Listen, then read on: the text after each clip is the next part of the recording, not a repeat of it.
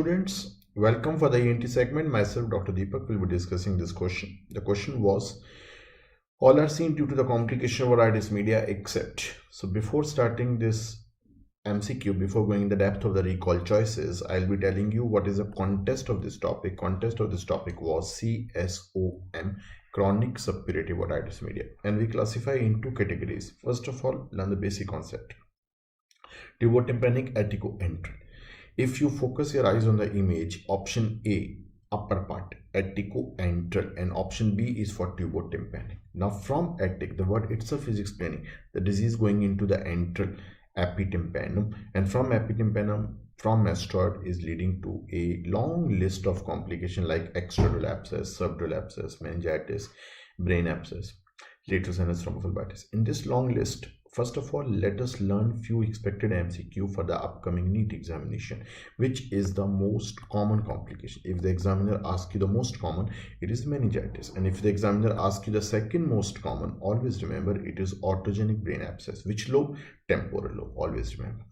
Now, coming on this rare complication, lateral sinus thrombophlebitis, examiner have given multiple choices in MCQ from this complication.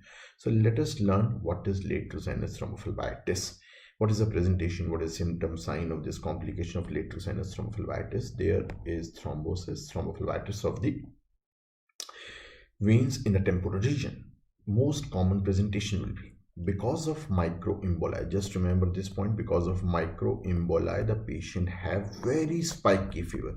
Therefore, the closest differential always go in the favor of malaria. Why the spiky fever? Because of microemboli. One of my favorite questions they can ask you in the MCQ.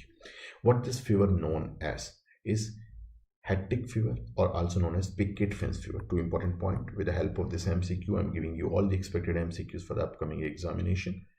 Now, let us go in the depth of these three important signs. One is Graysinger, one is Crowback, one is Strawberry ear. Now, let us learn. Focus your eyes on this image which I am showing you. This is a inflamed redness over the mastoid area. Redness, inflamed mastoid.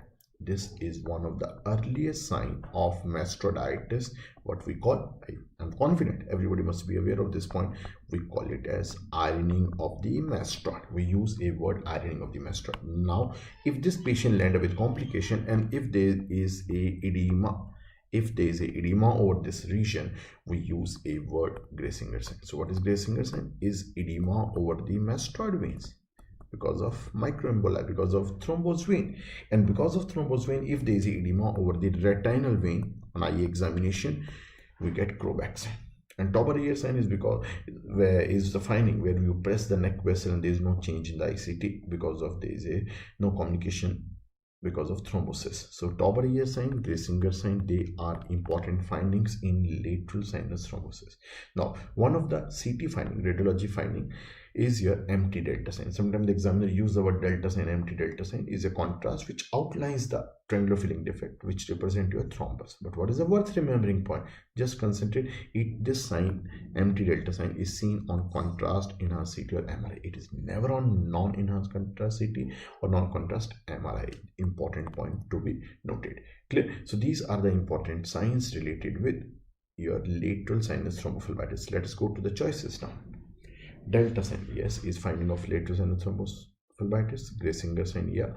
Now, better sign, Bizold sign. Now, what is Bizold sign? Just remember, is one of a complication of mastoiditis. When there is a pus in the mastoid, from mastoid it land up into the neck. It, depending on the muscle which is involved, we classify into Bizold abscess if it is going along sternocleidomastoid, and if it is going along digastric muscle, we use a word, Citadis abscess.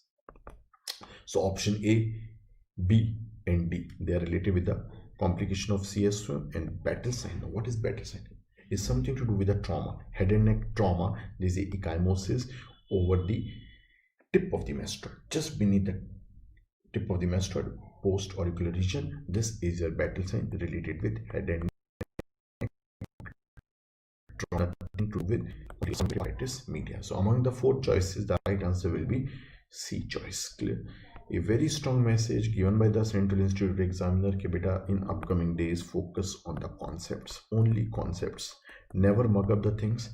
The integrated MCQs which were there in your exam, take my word, is the beginning of the new pattern of the MCQs. Just focus on the class notes, revise them again and again. Thanks a lot for listening to me. Wish you very best of luck. Thank you, beta.